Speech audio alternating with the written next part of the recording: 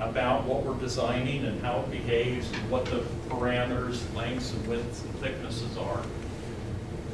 But what happens is the further we move out, then the more fixed the design becomes. The yellow line becomes more and more rigid, more and more inflexible.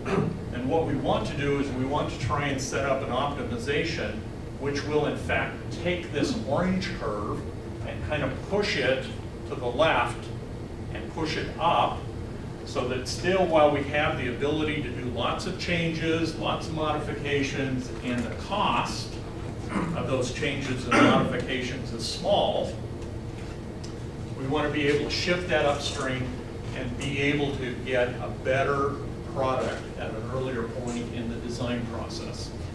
So that's our goal. If we look at doing structural optimization, and that's where most of the optimization tools reside right now, is inside the structural space. If we look at doing that, what we're doing is we're looking to kind of optimize the structural performance given a certain load case, a certain set of boundary conditions. And so there's a number of different approaches for doing that.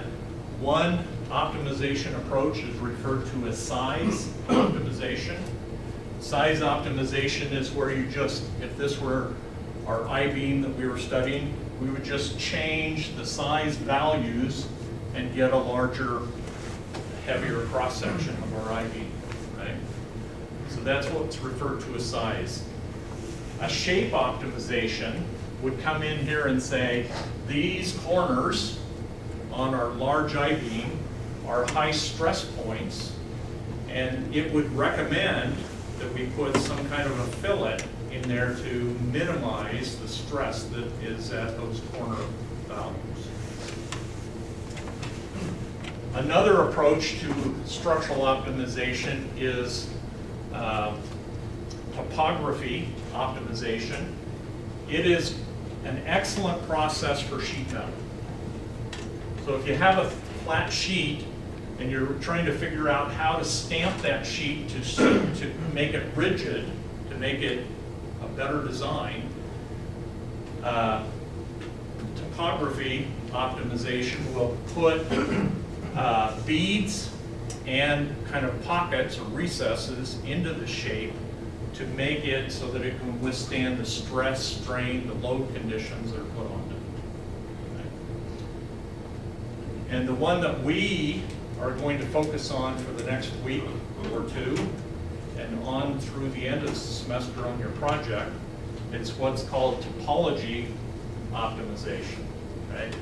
Topology optimization, in this case, the left-hand image is the design space. The blue is the design space. The gold is the non-design space, stuff that can't change.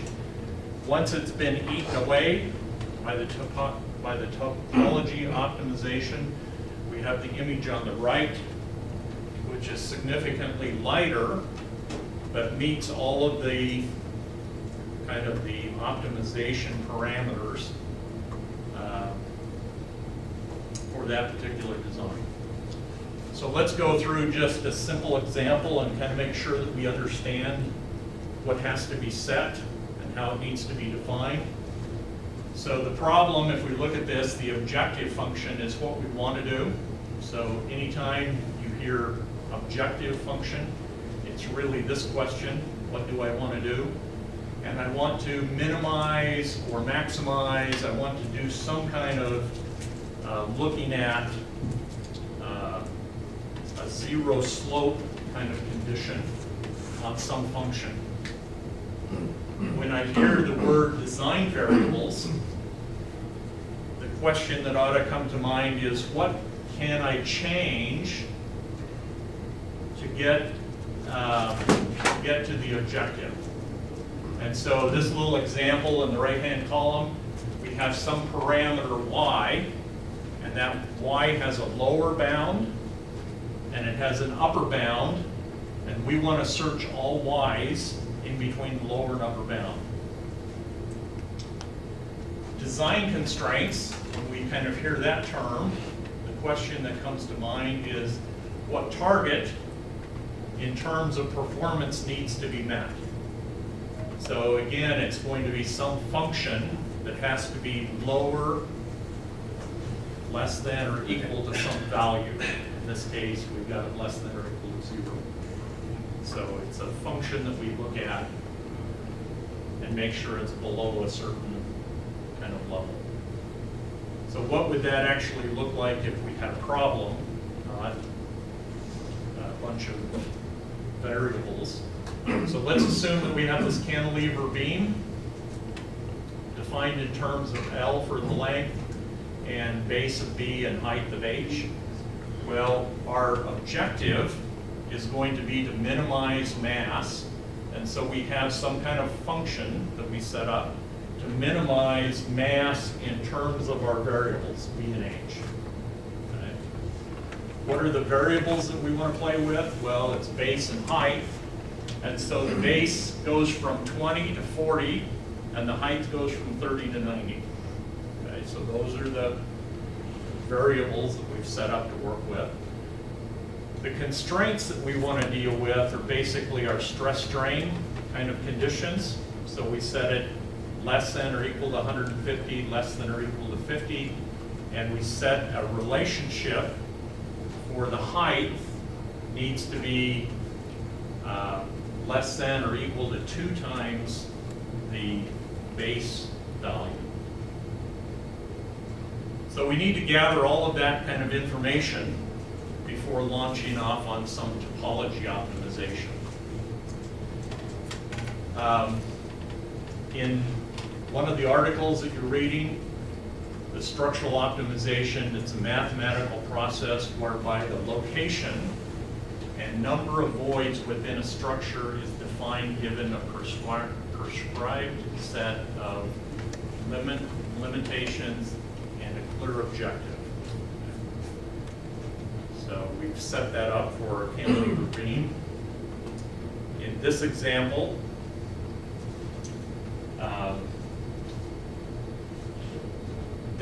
they developed a design space. So this is our original shape that we wanted to try and fit a suspension arm within. So the goal of this thing is to design an optimized A-arm or suspension arm. And so they came up with kind of the outside shape. They did topology optimization based on a number of load cases. And it basically ate the material away and left just the blue shape. If you look at that, is that a good design for a front suspension?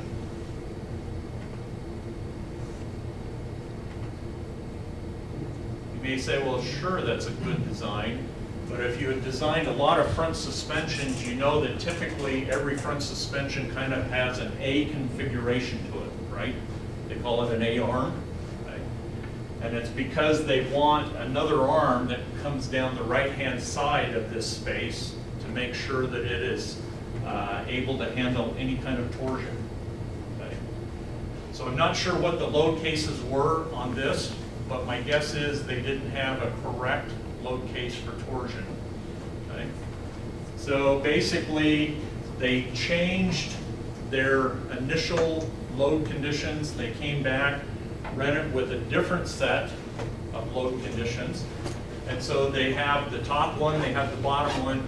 They looked at that, they evaluated, and eventually they said, here's the shape of the A-arm, the suspension arm that we want to build. Okay?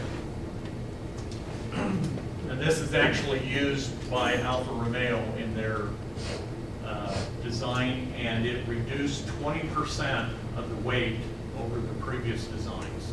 So 20% is taken out of. Is that a good thing on cars? If you haven't changed any of the safety of this product, you've maintained its safety and just taken out weight, is that a significant thing? It is. It's a very significant thing. Okay, so we need to talk for a few minutes about the methods, the mathematics behind kind of topology optimization. One of the classical methods is referred to as a continuous method, and there's kind of three variations of it. There's one that's an SIM